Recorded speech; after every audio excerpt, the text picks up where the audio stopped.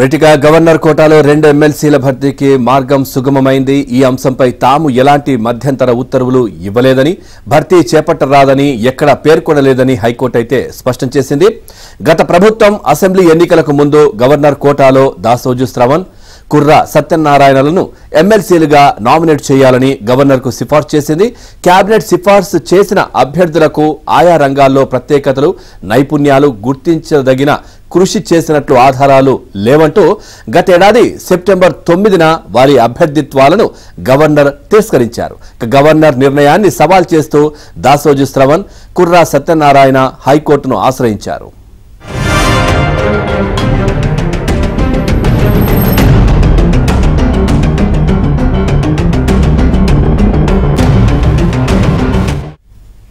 ఇక ఈ పిటిషన్లపై బుధవారం chief justice Alok Aradhe, justice Jukanti Anil Kumar ధర్మాసనం మరోసారి విచారణ చేపట్టింది.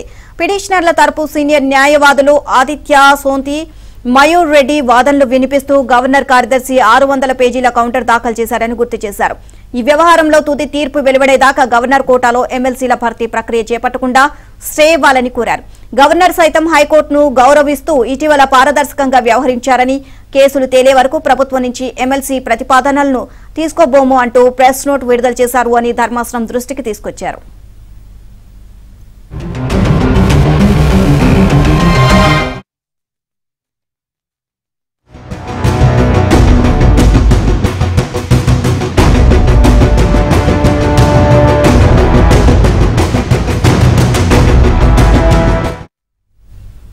రాష్ట్ర ముఖ్యమంత్రి రేవంత్ రెడ్డి, ఉప ముఖ్యమంత్రి బట్టి విక్రమార్క నిన్న రాజ్భవన్ లో గవర్నర్ తమిళసై సౌందరరాజన్తో భేటీ అయ్యారు. ప్రభుత్వం తరపున నిర్వహించే గణతంత్ర దినోత్సవాలకు హాజరు కావాల్సిందిగా ఆమెను ఆహ్వానించారు. గవర్నర్ తో 20 నిమిషాల పాటు ప్రత్యేకంగా సాగిన సమావేశంలో టీఎస్పీఎస్సీ చైర్మన్ నియామకం, గవర్నర్ కోట ఎమ్మెల్సీ పేర్లపై చర్చించినట్లు సమాచారం.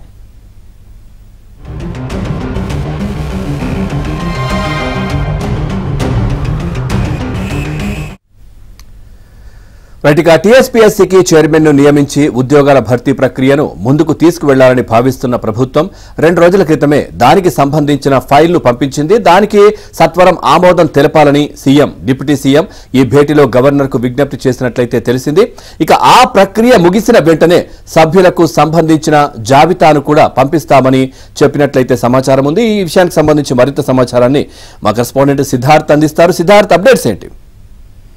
Thank you Pavan. నిన్న రాజ్భవన్ లో CM Revanth Reddy, deputy CM Bhatti Vikramarka governor ని కలిశారు. దాదాపు 20 నిమిషాల పాటు వీళ్ళ మధ్యలో భేటీ జరిగింది. పలు కీలకమైన అంశాలు చర్చకు వచ్చినట్టు తెలుస్తా ఉంది. ముఖ్యంగా 26 జనవరికి ప్రభుత్వం నిర్వహించనున్నటువంటి రిపబ్లిక్ డే కార్యక్రమానికి గవర్నర్ ను రమ్మని ఆహ్వానించారు. దాంతో పాటుగా ఇటు టీఎస్పీఎస్సీకి సంబంధించినటువంటి చర్చ, అదేవిధంగా గవర్నర్ కోటా ఎమ్మెల్సీలకు సంబంధించినటువంటి చర్చ జరిగినట్టు తెలుస్తా ఉంది.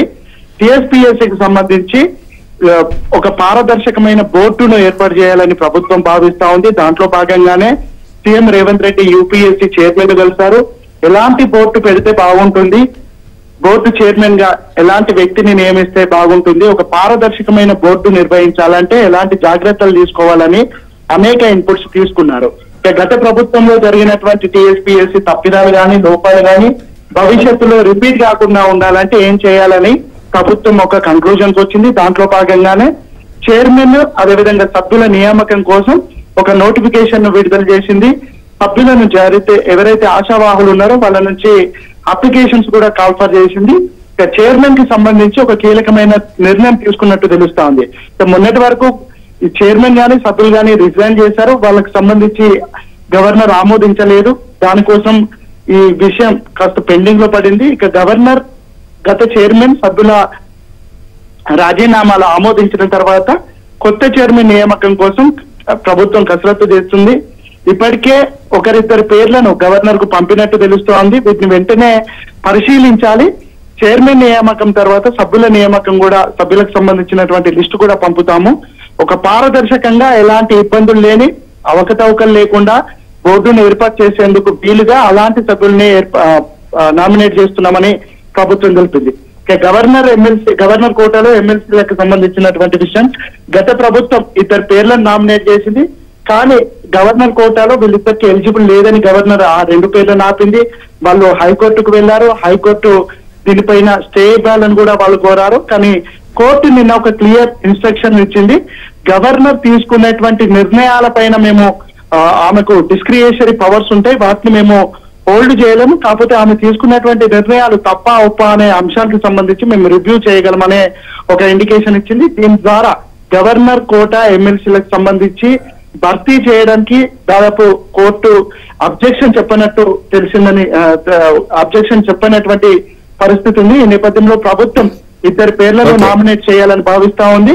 ఈ 2 పేర్లకు సంబంధించి గవర్నర్ కోటాలో ఎవరికైతే ఎలిజిబుల్ ఉంటుందో వాళ్ళ పేర్లను మాత్రమే సిఫార్సు చేస్తాం. దీని విషయంలో కూడా సానుకూలంగా స్పందించవలసిందిగా గవర్నర్ కోరారు.